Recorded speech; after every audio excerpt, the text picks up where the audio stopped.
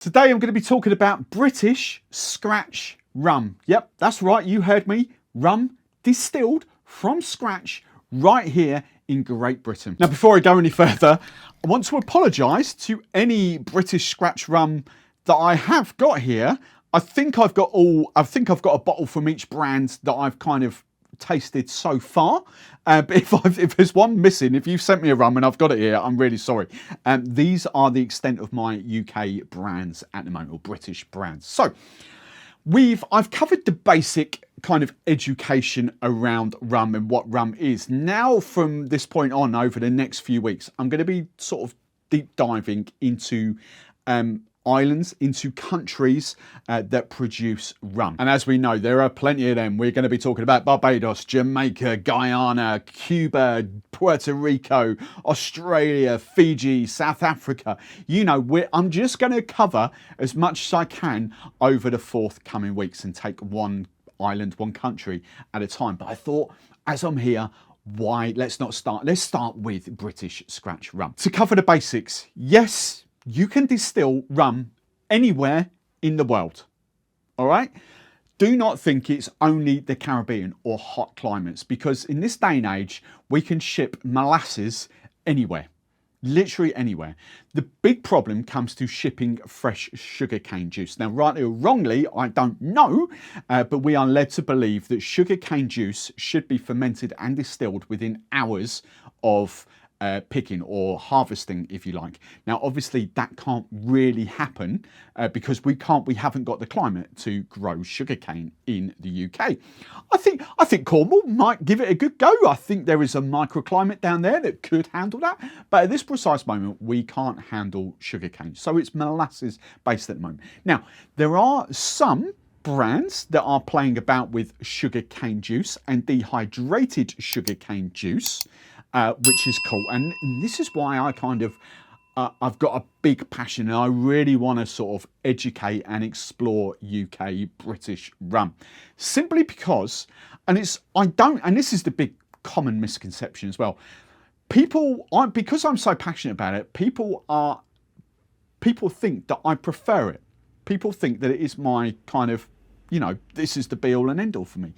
Yes, in some cases I do. There are some absolutely cracking rums here in the UK. Here, I've got to stop saying the UK because that doesn't include the Isle of Man. It doesn't include other, like where are we, like Jersey and places like that as well. So I have to say the British Isles, Great Britain.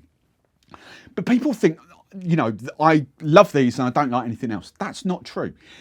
I'm more excited about these because they are accessible to me. They are smaller businesses. I can learn from them. I can visit them. I can follow their journey because they are new. I can't follow Foursquare's journey because they've been distilling rum, centuries. Let's be honest there. Appleton's the same. Eldorado's the same. They are very much the finished project. And that is great. Plantation, I can sort of follow Plantation a little bit because they're trying out new things. But they are essentially the finished product. These guys are learning their skills. And for me coming into my journey now, this is why I'm excited about it. Because each and every single one of these brands I speak to, I can chat to, I can send them a DM, I can find out what they're up to, I can taste their base rum off the still, I can taste that same rum aged for a year, I can taste that same rum after 3 years. And that's what I mean by following the journey, because I can't necessarily do that with other brands, because as I pointed out in previous videos, a lot of brands produce a hell of a lot of rum these days. So therefore, their 3-year-old or white rum, if you call it, won't be the same rum in a 5 or an 8-year-old. It'll be a completely different blend of rums. And I'm really fascinated by a rum's journey, how barrel aging affects a rum. I'm really fascinated. Let's go like Retribution, for instance, and that's the next one that I know of that's coming out. Oh, Portsmouth have got one as well coming out very, very soon. But that's the next one that's ready to go this year, and it will be a 2-year-old Jim Beam cask. But that is that white rum that's just simply been aged. And I've tasted Portsmouth. I've got this right up here, actually. The 1812 is Portsmouth's white rum, aged for 3 years.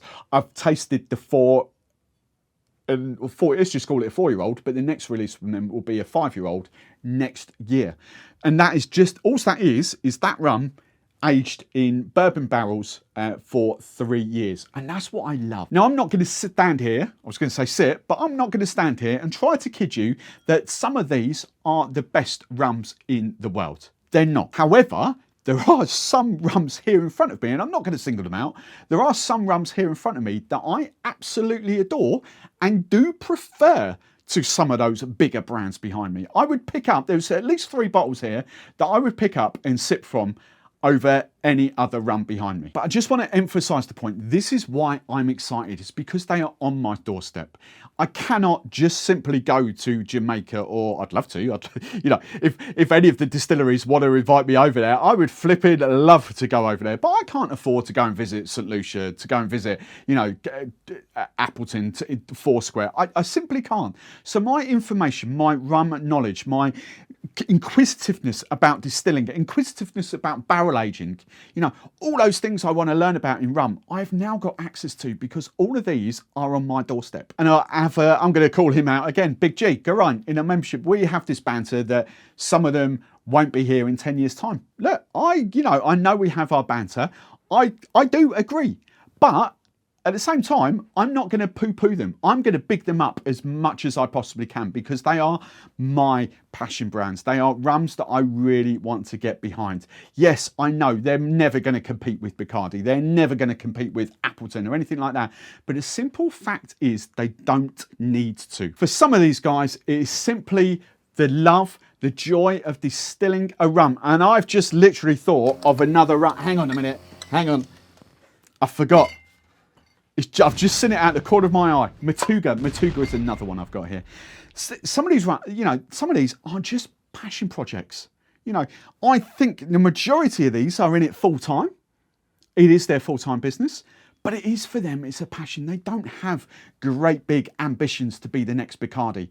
I don't. I'm a small business person myself, and I've got absolutely no dreams of employing other people and building my team. That's not where I am. I'm happy in my comfort zone. I'm happy ticking over. And that's where some of these rums are. Some of these rums are going to be here for 10, for 20, for 30 years. Heck, some of these rums might even become one of the top 10 selling rums in the world. We don't know. You can argue that all day long, but the simple fact is you don't know. You can't disprove that yet. The only way we can disprove that is in 10 years' time, come and watch this video and either laugh at me or say, yeah, you were right. But up until that point, it's only kind of opinions. But I dare say, you guys watching around the world, you guys in Australia will be as passionate about Australian rum as I am about UK rum, British rum. You guys in the US, there's a big sort of, what do we call it? I'm just going to say Scratch US distillers popping up now because of course they can. They've got easy access to sugarcane juice and molasses over there. So why won't the US? So there's going to be a big US scene popping up now as well. And you're going to be as passionate about your rum as I am about UK rum. Doesn't necessarily mean that US rum is going to be better than Caribbean rum. Of course it doesn't. But I know a lot of you are going to get behind it. But this is why I'm excited. Let's just count up here. 2, 4, 6, 8, 10, 12, 13. I might have another one here as well, but let's just say 13 brands here that I've got. Some of these I've got at least 2, if not 3 bottles from their range. I've got all 6 of Rose Mullions there. I've got of Dregs, but I've got 4 of Kit Ninefolds. I've got the whole Lazy Dog range. I've got a lot of Becky Mother Hunts. You know, what I'm saying is all of these distillers have got their own unique ferments, their own unique yeast strains, their own unique molasses blend, whatever you want to call it, their own unique distilling methods. Do not think these rums taste similar in any shape or form. There is no one style here. And as I said at the top, some of them have nailed it, absolutely nailed it off the still. Some haven't. But that's absolutely cool because, as I said, there are some unaged Caribbean rums that I really don't like that actually, for me, get better at 3-year-old and actually get better at 12-year-old. And I keep saying this, El Dorado is kind of my example. I'm not a huge fan of El Dorado 3-year-old. I'm not a huge fan of El Dorado 5-year-old. 8-year-old is all right, but I much prefer the 12 and the 15. But if we all like the same thing, that would be really dull and really boring. But before I dive into other countries, other islands, other continents that produce rum, I just want to showcase the best of British so far, and there's going to be a lot more of those coming. And if you want to find out all about these, then do check out my rum reviews channels, because I talk about a British rum every single Monday. And just one last thing before I sign off, if you're thinking how many brands are there that distill rum, best case, and this came from Lewis at Dropworks, that hasn't kind of launched yet, that will be launching very, very soon. He kind of did the research and said there was 28 rum producers in the UK. I think that's a little bit under. I think you could potentially easily get up to 35, if not 40. And yes, there will be some gin distillers in that producing rum. But over the next 2 to 3 years, that number is only going to grow. And I think, and I'm going to misquote him here massively, but I think he said there is more rum distilleries in the UK, in Great Britain, than there currently are in the Caribbean islands. And as I say, I think I've massively misquoted there, massively misquoted. But the simple fact is, I don't know. I don't know how many distilleries there are in the Caribbean. I don't know for exactly how many rum distilleries there are in Great Britain.